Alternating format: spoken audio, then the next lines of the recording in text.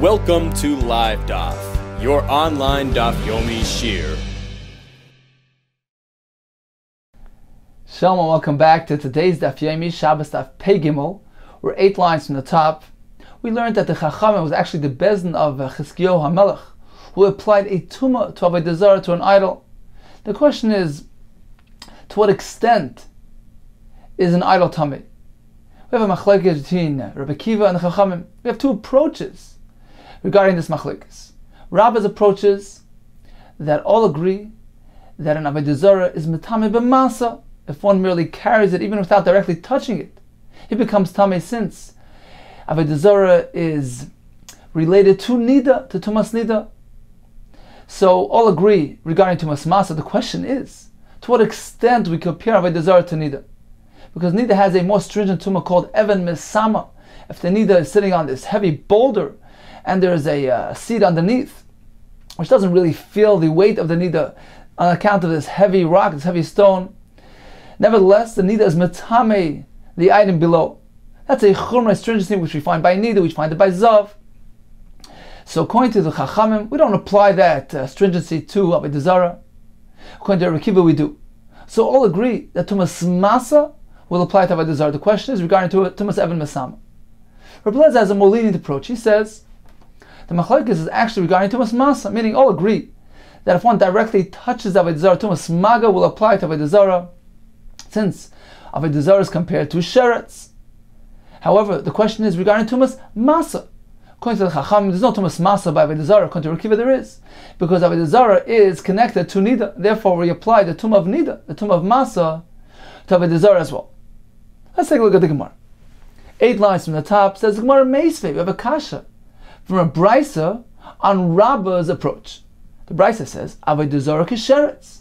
Avodah Zarah is equated to a sheretz, and therefore has the tumah of a sheretz. Umisham she'al kisheretz. The utensils, the kelim that are used to service the Avodah Zarah, they are also regarded as a sheretz and are tamei tumas maga.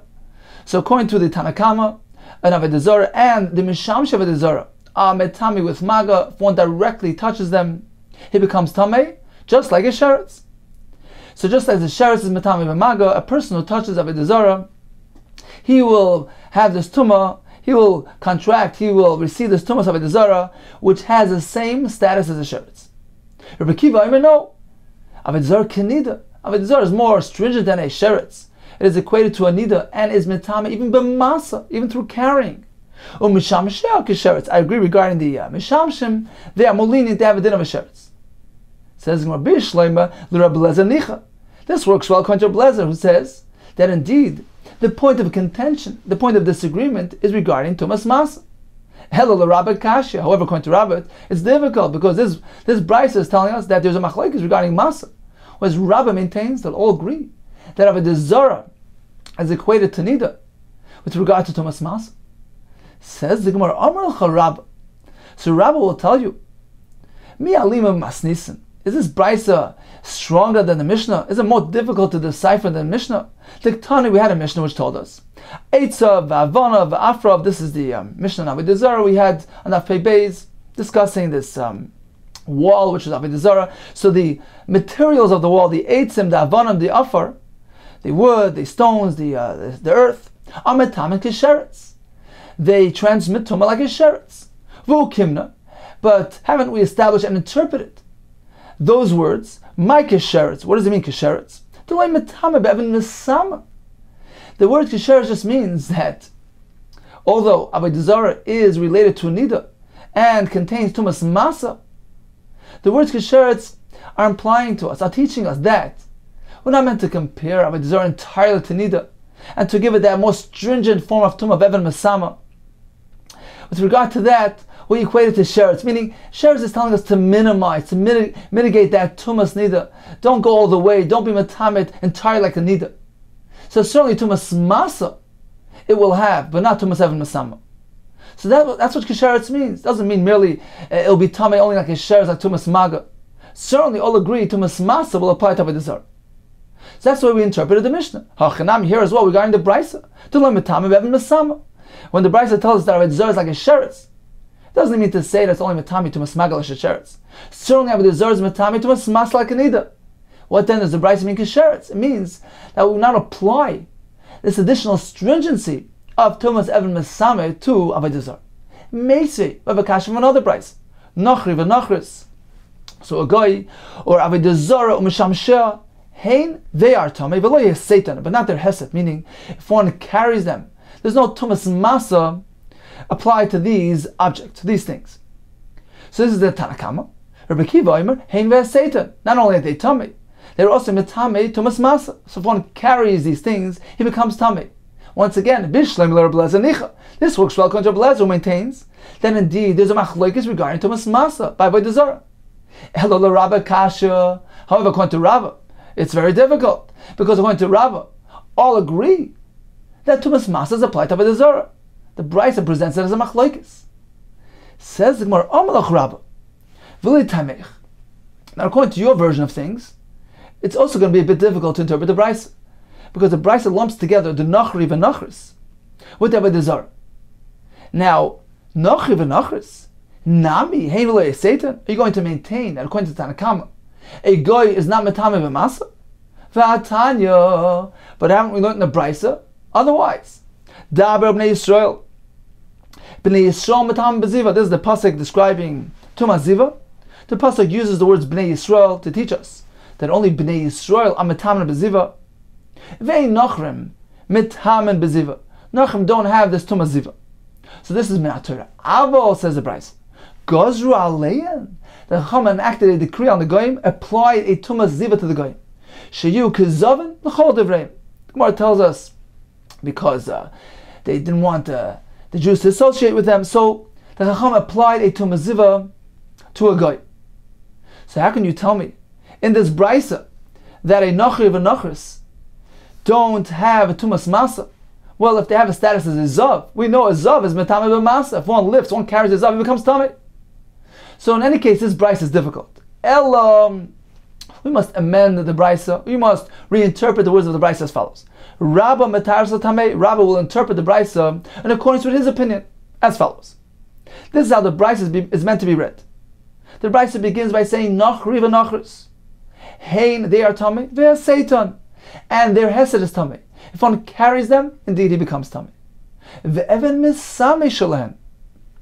And even they can be Metame through Even Mesame. So if the Nachri v'Nachris are sitting in this heavy boulder, they can be Metame the item underneath. Avodah Zarah. Let's proceed with the next case. Avodah Zarah. He v'Heseta. Indeed, Avodah Zarah is Tamei. And the Hesed, meaning if one lifts, one carries Avodah Zarah, he becomes Tamei. Because according to Rabba, all agree that Avodah Zarah has Tumas Masa. Avo loy Even Mesame Shelo. But the Avodah Zarah cannot be Metame through Even Mesama. This indeed is the Shita of the Rabbanan, who don't apply this stringency to Avodah Zarah. So merely Masa, but not Even Mesama. This is the Shita of Tanakama. Now comes Rabbi Akiva. Rabbi Akiva Omer, Avodah Zarah, he ve'seita ve'even Mesame Shelo. Rabbi Akiva maintains that Avodah Zarah is Tamei, and Tumas Masa will apply as well as Tumas Even Mesama. So this works well according to Rabba, who tells us that all agree that Masa applies to Avodah Zarah. The machlokes is regarding Even Mesama. So this is the approach of Rabba. Continues the Gemara. Rabbi Lezer metarzel tamei. Rabbi Lezer will have his approach to interpreting and amending this Brisa. The Brisa begins as follows: Nachri v'Nachris, hein ve'eh Satan. A goy is tamei hein, they are tamei ve'eh Satan, and their hesed, meaning if one carries them, it becomes tamei. Ve'even mesame shelhen, and they are also metame through even mesame. So they have the entire din of a zav, of a nida. As we mentioned earlier, the Chacham applied a Tumas Ziva to the goy. So they have the din of even mesame as well, which is a Tumah, which is contained in Tumas Ziva. However, Avodah Zarah, he v'lo yeh Satan. Avodah Zarah is tamei, he, perhaps regarding Tumas Maga. So merely Maga v'lo yeh Satan, but Hesed will not apply to Avodah Zarah. Masa will not apply to Avodah Zarah. This is the Shita of the Chachamim. Rabbi Akiva Omer, Avodah Zarah, he ve'eh Satan. Rabbi Akiva holds yes. Avodah Zarah not only is tamei, he, Avodah Zarah is tamei ve'eh Satan. The Masa is applied to Avodah Zarah as well. So in conclusion, Rabbah interprets the Brisa according to his view that all agree regarding Masa, the Machlokes regarding Eved Mesama of Avodah Zarah.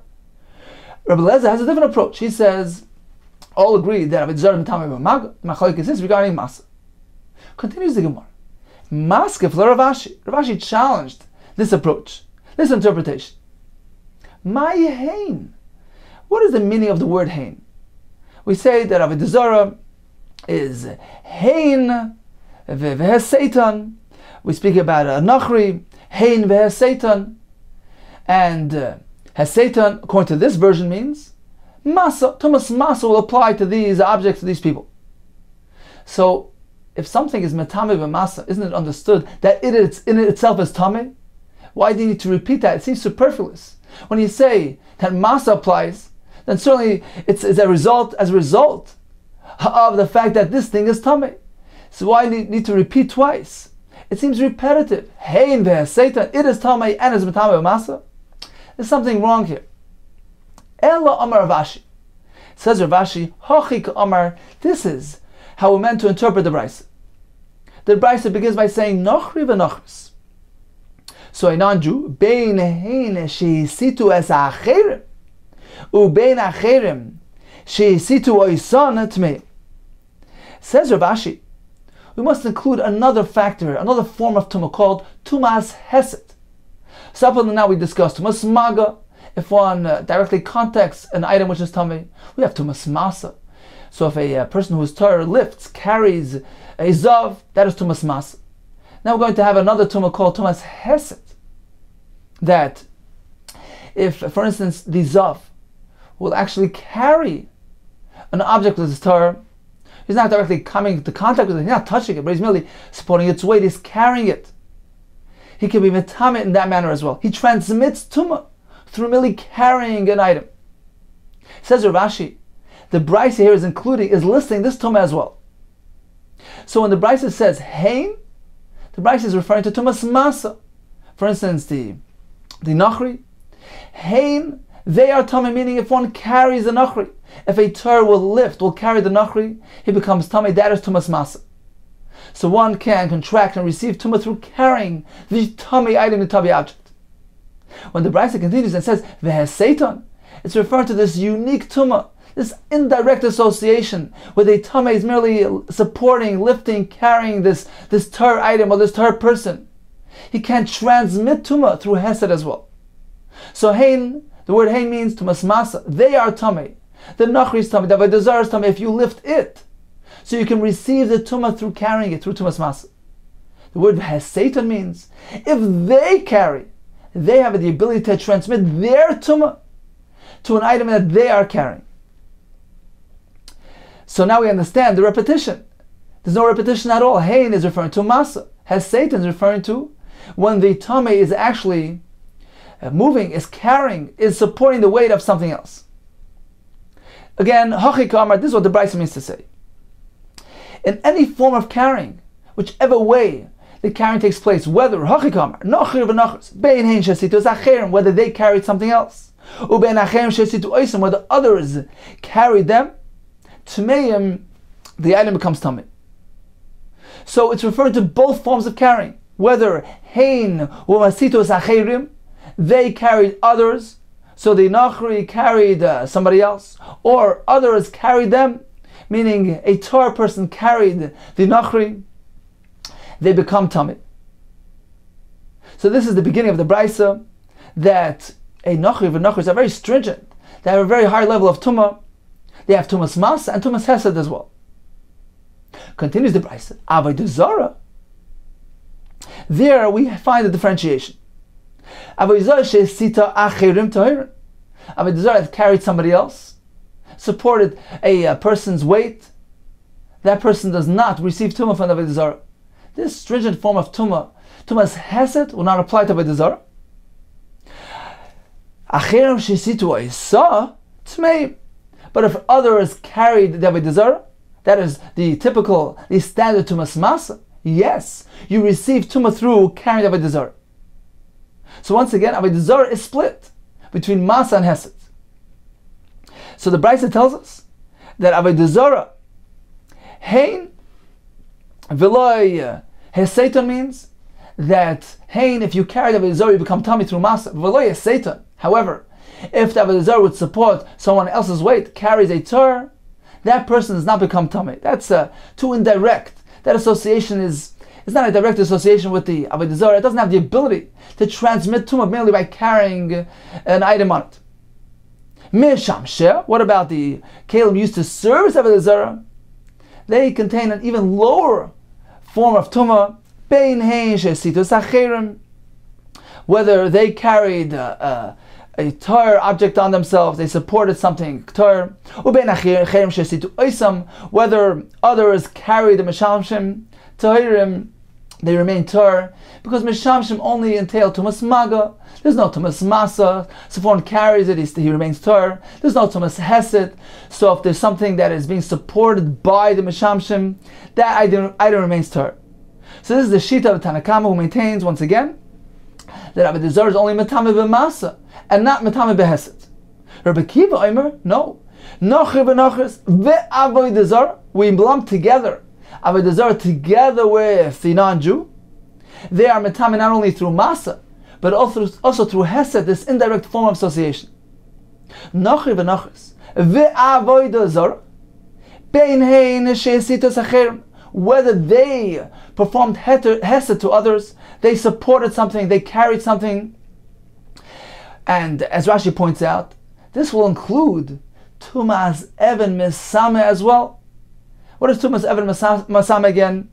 If the nachris of the Avodah Zarah are sitting on top of this heavy boulder, which was placed on this seat, on this couch underneath, so even though the item underneath doesn't really feel the weight of the zav sitting on it, it's an indirect association. It's not really connecting to the zav. There will be tumah transmitted to that item as well. So this is included in the concept of hesed. They're both different forms, varieties of indirect association, where the davar tamei, where the zav can transmit tumah to the tar item, whether it's by carrying the item which is tar, or through even mesama, sitting on this heavy boulder and being matame the object underneath. So as Rashi explains, both these are included in these words, bein shein shasitos acherim, that if they performed hesed to others, the nachri, the goy, the Avodah Zarah, they will be matame something else by carrying it or through the even mesama. Ubein acherim shesitu oisam, or whether others who mesed them, meaning carried them, this is tumas masa tmei, they become tamim. So indeed, according to Rabbi Kiva, we apply tumas hesed and tumas even mesama to Avodah Zarah. Misham sheh, concludes the Brisa, the utensils used to service Avodah Zarah, they are more lenient. Bein hein shesitu acherim, whether they supported others, they carried other items. Bein acherim shesitu oisam, whether others carried them. Tahirim, everything remains tar, because the mishamshim are not matame, neither with masa nor with tumas hesed. They only matame b'maga. So this is the approach of Rav Ashi. And he's coming to answer the question: what does the word hein mean? The Brisa says hein ve'seitan. Says Rav Ashi, very simple. Hein means the object itself is tummy, the guy himself is tummy. Pertaining to tumas masa, if one would carry it, he becomes tummy. Satan means tumas hesed. If the guy would carry, would lift, would support the weight of another item, another object, another person, he transmits tumah in that manner as well. And also through tumas even masam, which is also an indirect form of transmission.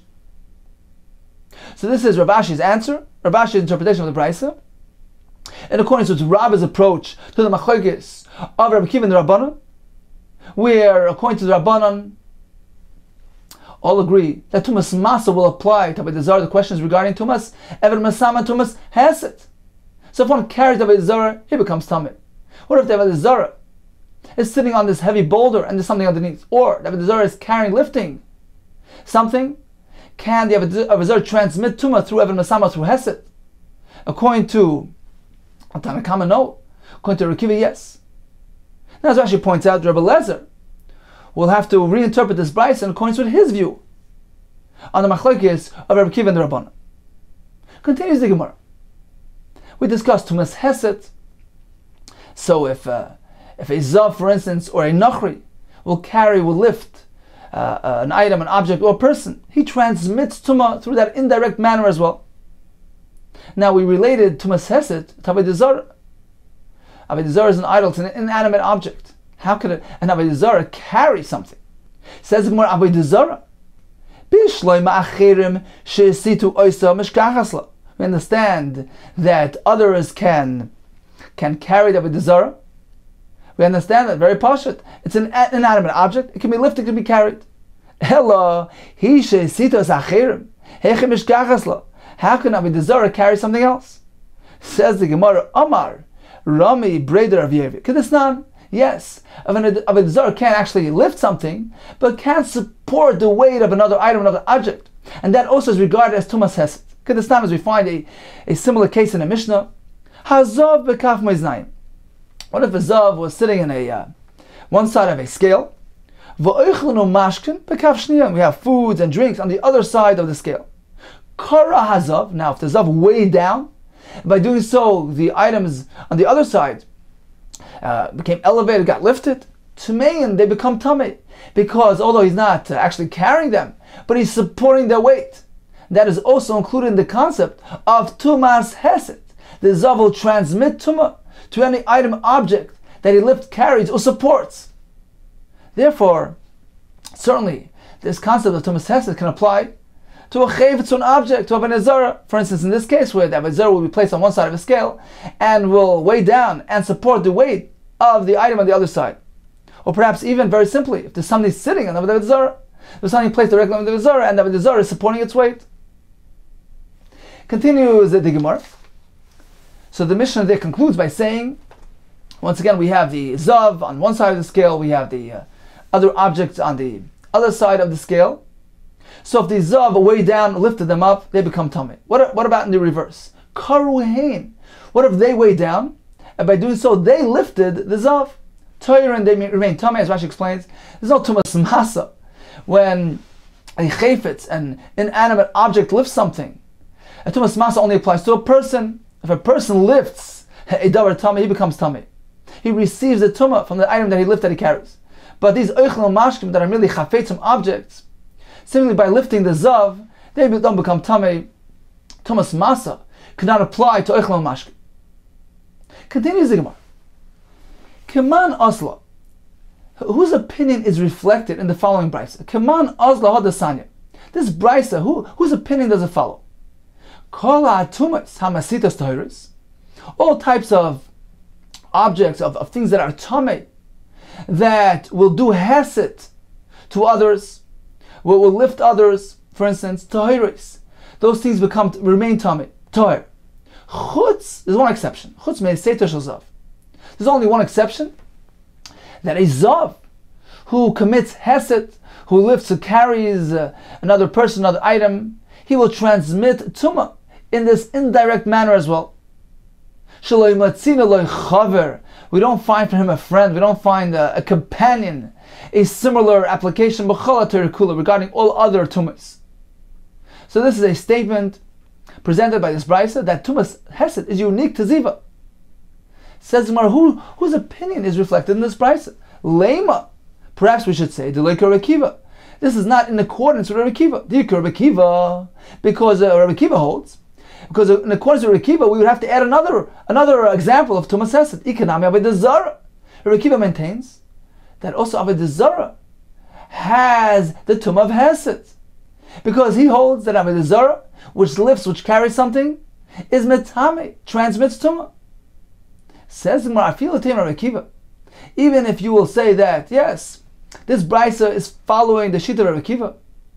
Tana zav v'chol d'damele. The brisa mentions zav. Tana zav. He listed zav v'chol d'damele. Anything which is similar to zav, meaning not strictly zav. He means zav. He means nida. They're in the same category, and certainly avodah zarah as well, which is derived from tumas nida, and also contains this stringent form of tumas hesed. So in summary, we learned about 4 variations of tumah. We have tumas maga, through negia, if one actually comes into direct contact with the davar tamei, he receives tumah in that manner. We have tumas masa, if one lifts the object which is tamei, he becomes tamei in that manner as well. And we have two forms of relatively indirect transmissions. We have tumas hesed and tumas even mesamet. So tumas hesed is where, for instance, the zav will lift, will carry, will support the weight of something. In that case, that item will become tamei through the zav, even though the object doesn't really feel, he does not feeling the weight of the zav. He's not really coming into direct contact with him. The zav can transmit in that manner as well. We have tumas even mesamet. It's a similar form of indirect tumah where there is something lying underneath a heavy boulder, for instance, a seat, a couch, and the person, the zav, is sitting on top of that heavy boulder. So although that item underneath does not really feel the weight of the zav, nevertheless the zav can transmit tumah to that item in this manner. We learned that a guy has a tumah with Rabbanan, and the Rabbanan applied all these forms of tumah to a guy. Utensils which are used to service Avodah Zarah, they are more lenient, they only have tumas maga. What about the actual Avodah Zarah itself? We have machlekes between Akiva and the Rabbanan. Rava's approaches that both Rabbanan and Rabbi Akiva will agree we're meant to relate Avodah Zarah to tumas nida, and therefore tumas masa will certainly apply. Rabbi Akiva will add that not only tumas masa, not only if one lifts the Avodah Zarah will become tamei, but even those forms of indirect tumah will apply. The Avodah Zarah can transmit tumah through hesed, through lifting, through supporting something, and also through tumas even mesama if it is placed on this heavy boulder and there is this thing underneath it. Rabbi Lezer's approach is more lenient. He holds that all agree that tumas maga will be applied to Avodah Zarah.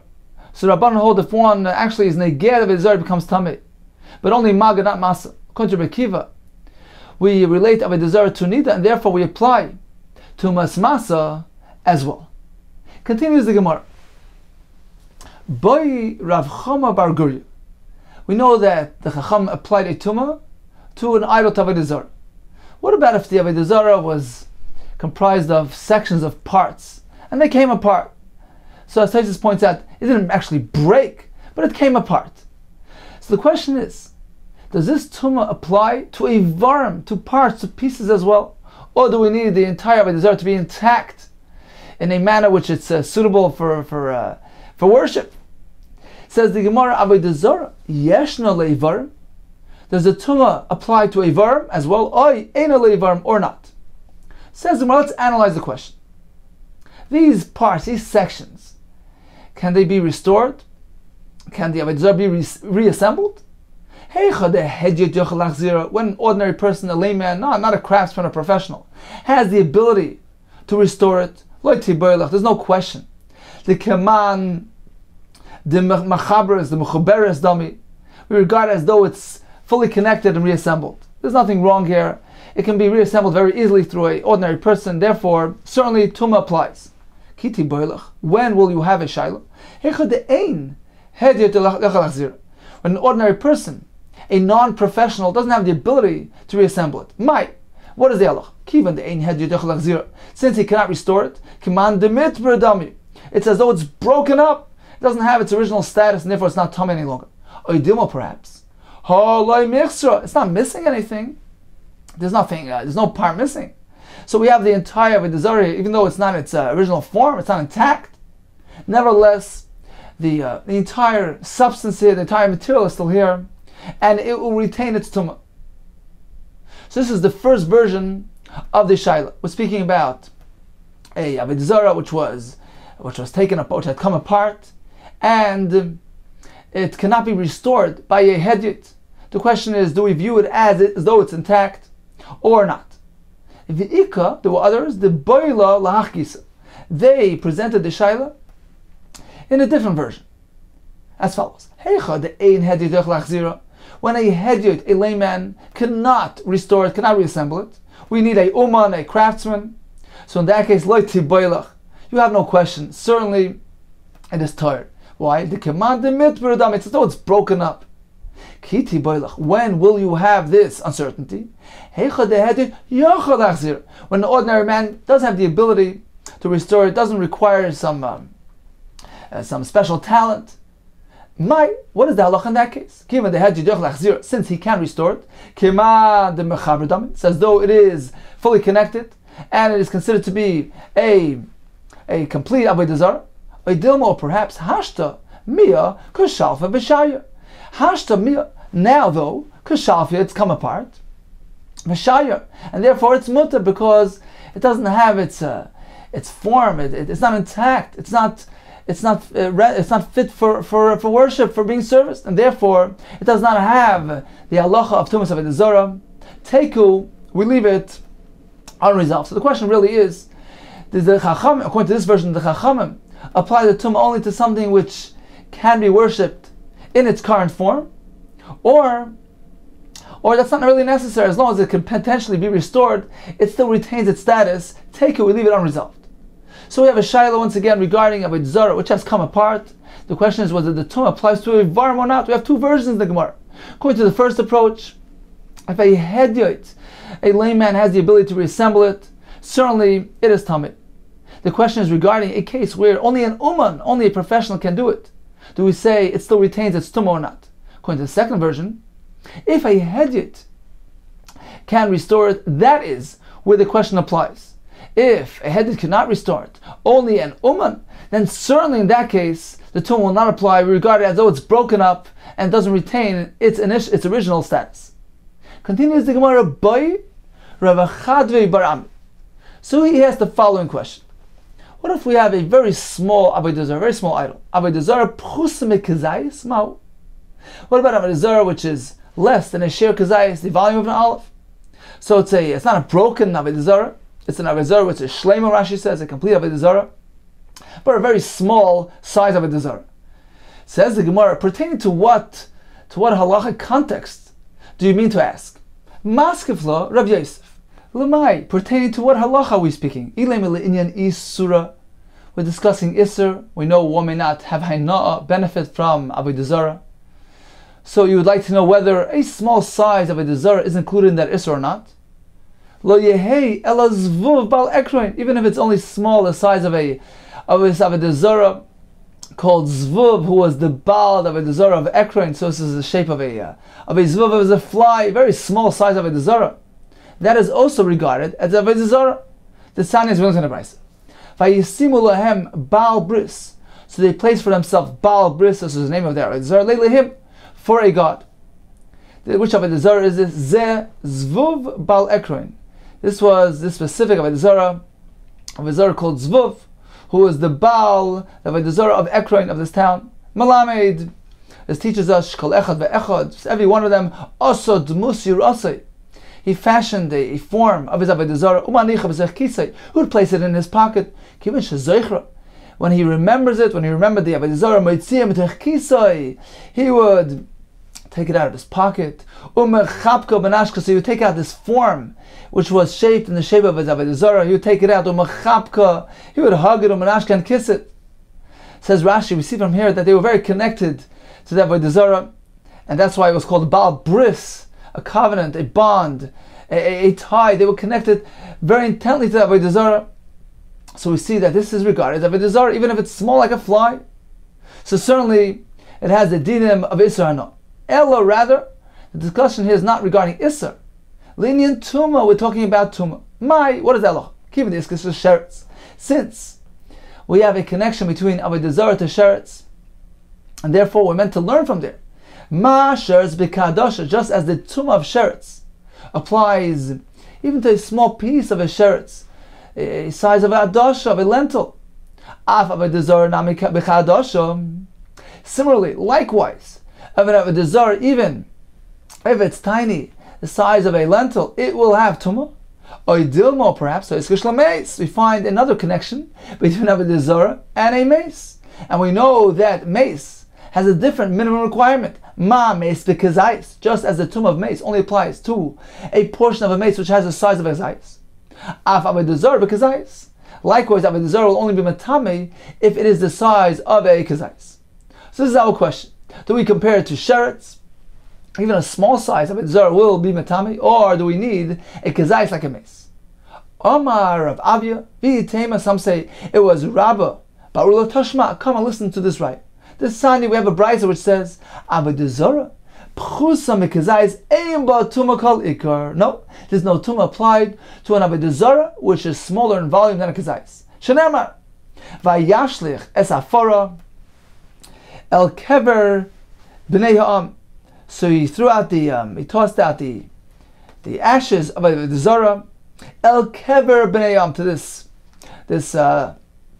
grave. So the Torah relates Avodah Zarah to a grave. Therefore, we went to learn, to derive ma meis b'kazayis, just as a mace is only mitami when it has a kazayis, Avodah Zarah b'kazayis. So we learned that likewise Avodah Zarah is only mitami if it has the volume of a kazayis. Continues the Gemara. Now we have the Shittas Rabbanan, in accordance with Rebbe Lez's approach to things, who seem to adopt all the leniencies. Because let's remember, we have Avodah Zarah in the middle, and we have three potential derivations. We have three potential connections to sheretz, to nida, and we find a connection, the most recent one, to mace as well. Says the Gemara, it seems that they are connecting Avodah Zarah to all three things with regard to merely kules leniencies, and not to chumres. Let's see inside. V'rabbanan, l'may hilchasa, iskes l'sheretz. In what context? With regard to what halacha do we have the connection from Avodah Zarah to sheretz? For a kula, to teach us that Avodah Zarah will not have tumas masa, but merely tumas maga, like a sheretz. Why is it connected lenida?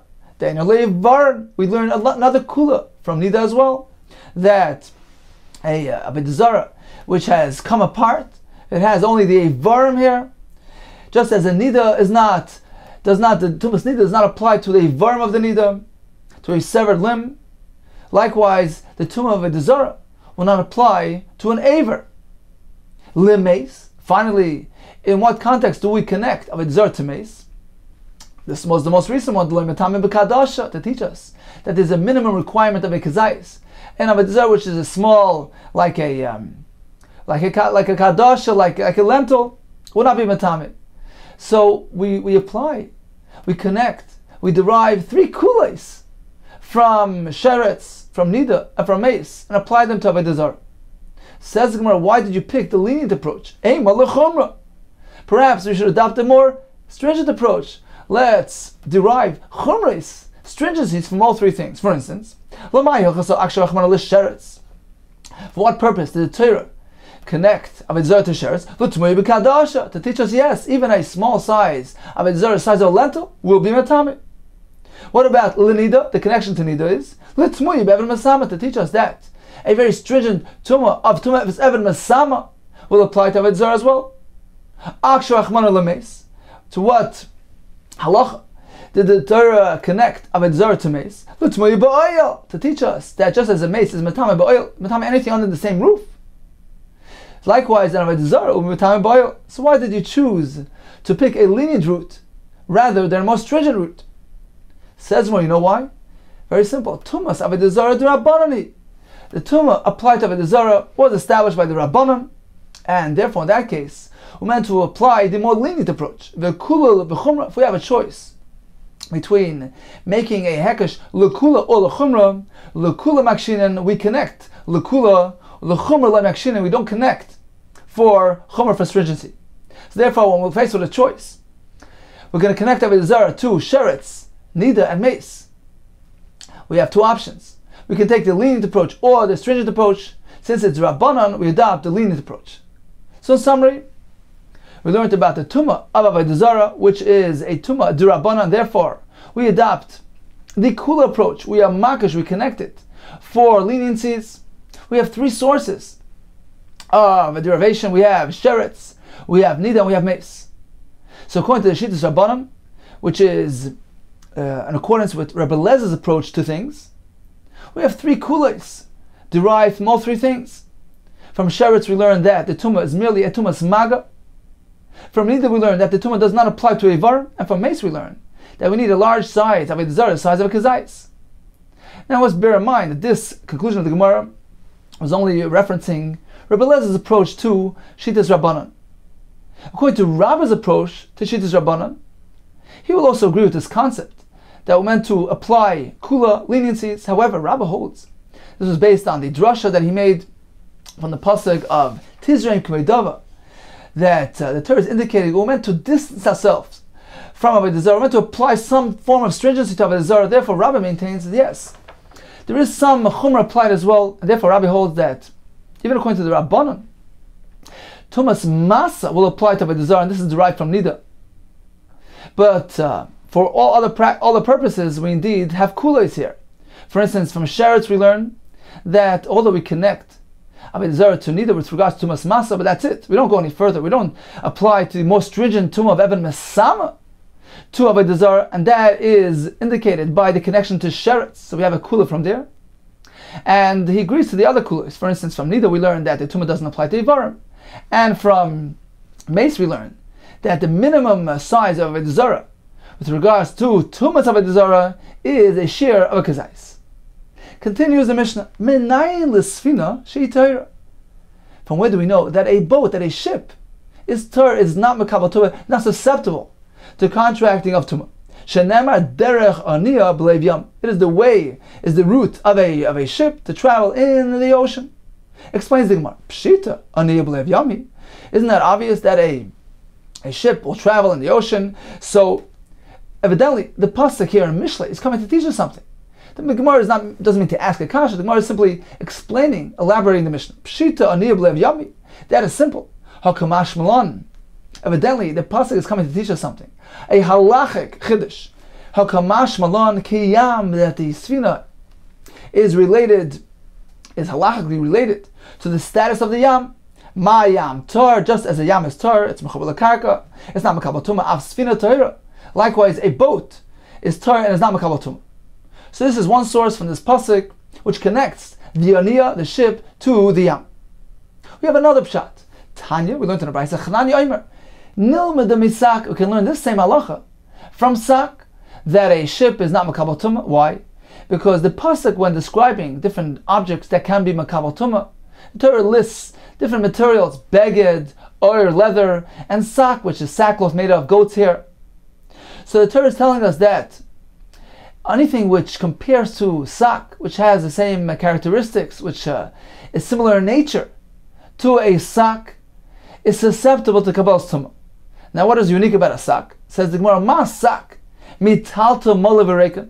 Just as a sack is portable, is mobile, can be moved around when it is full or when it is empty. That's what it's meant to do. It's meant to be moved around. So anything that wants to have tumah needs to conform to that. Av kol mitalta molav. Anything else that wants to become tamei, it also has to have the same characteristic, the ability, the potential to be metaltal, to be portable, to be moved around when it is full or when it is empty. La fuki svina, to exclude a ship, the enam metaltelis, molav.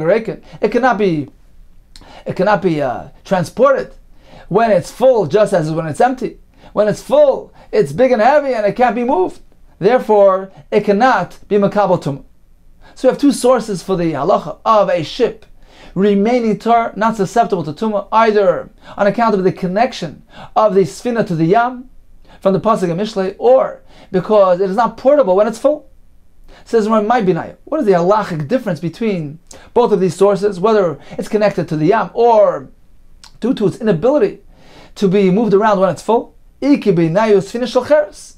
The nafkamina will be, the halachic difference will be regarding a sfina shel cheres, a ship made of earthenware.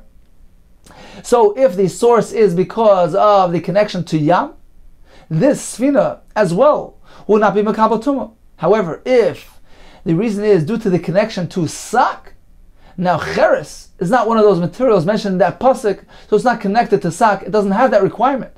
Even if it's not portable when it's full, it will still be makabel tumah. According to the Shita that learns from Aniyah b'leiv yam, Hanami b'leiv yami, here too we connected to the yam, and therefore it is not makabel tumah. L'mad Omar kesak, we went to connect it to sak. Hanach dechsivi gabe sak. It is only those materials which are listed next to the sak which have that requirement. Di metaltelis molav in. So those things, if they are portable when they are full, just as when they're empty. Yes, they have the tumah, but otherwise not. But that only pertains to those specific materials which are listed in that pasuk. Aval sfina shel cheres. However, a sfina made of cheres is not listed in that pasuk, and therefore afagav de'ena mital teles malavareket, even though it cannot be moved around. It's not portable when it is full. Nevertheless, it will be makabatum. So this is one afkimin. Inami, another halachic difference between both approaches. Sfinas hayardin, a small boat intended for the Jordan River. So it's a small size sfina. What is the halacha there? According to the source of Aniyah B'lev Yami, Hanami Aniyah B'lev Yami. This too is regarded as Aniyah B'lev Yami because Rashi says Yam is not specifically speaking about an ocean. Even a river also has the same status. There's also Tar, there's also not Makabal Tumah. Therefore we connect this ship to the Yarden River. So since it travels through the Jordan River, and it's also regarded in that category, and it's not Makabal Tumah. According to the sheet that requires it to be portable when it is full. In this case as well, since it's a small ship, a small wooden ship, it can be moved around. It is portable when it is full, just as is when it's empty. And therefore it is not excluded from the halacha of Kabbalas Tumah. On account of what did they say? Did the Chachamim tell us? Sfinas hayardin tmeya, that the small Jordan River ship is Makabal Tumah. Why? Why is it different than another ship? Because they load it up on land, and then they descend, they bring it down to the water. So apparently, it's mobile, it's portable, it's small in size, and therefore it will be Makabal Tumah.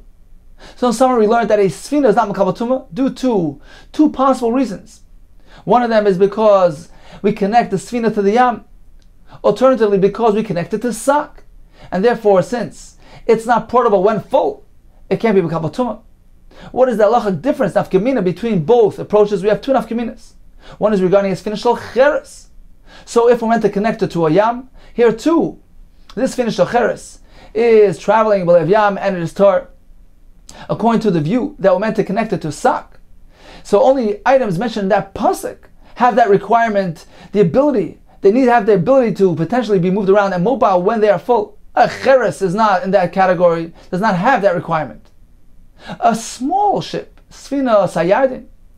So according to the view of b'lev yam, this sfina is included in that category as well. However, according to the source of a sak that needs to be metalta mole, this little ship as well can be moved around when it is full. They used to load it up on land and push it down into the river, so it's fully portable even when full, and therefore we Makabal Tumah.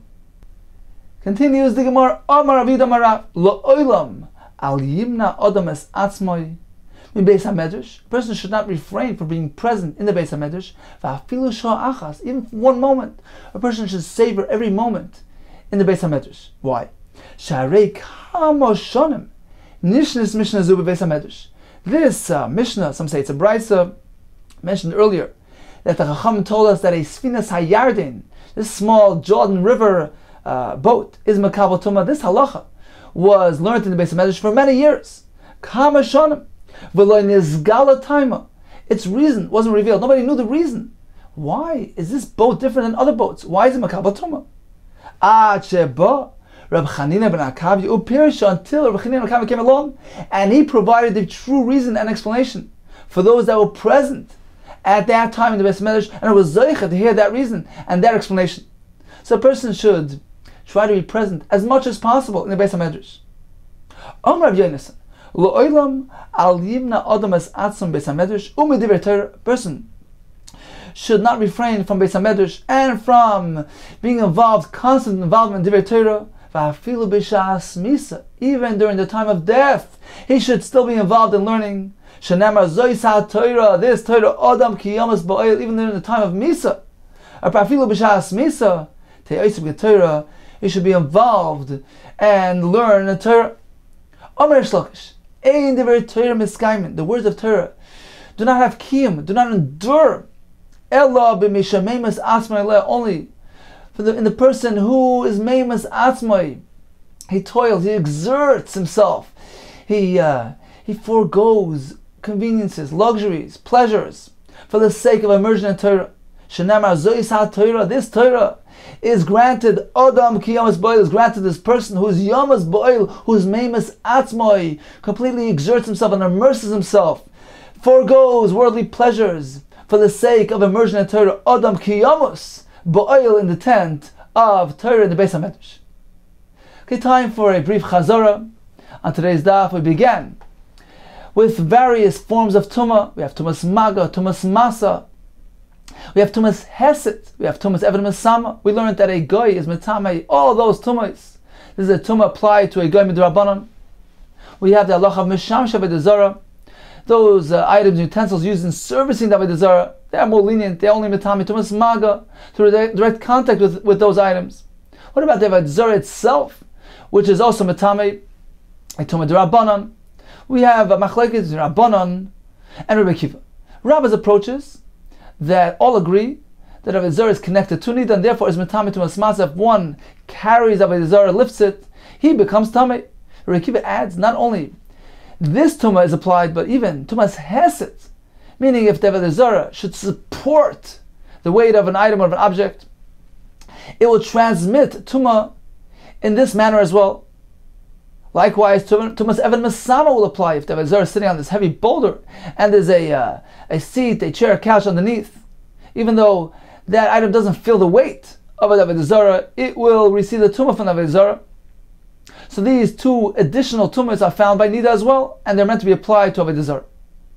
Rabbi Lez has a more lenient approach. He says that according to Rabbanan, we're meant to relate the Tumas Sheretz to Avodah Zarah, and therefore only Tumas Maga applies, direct contact, but not Tumas Maga, Masa.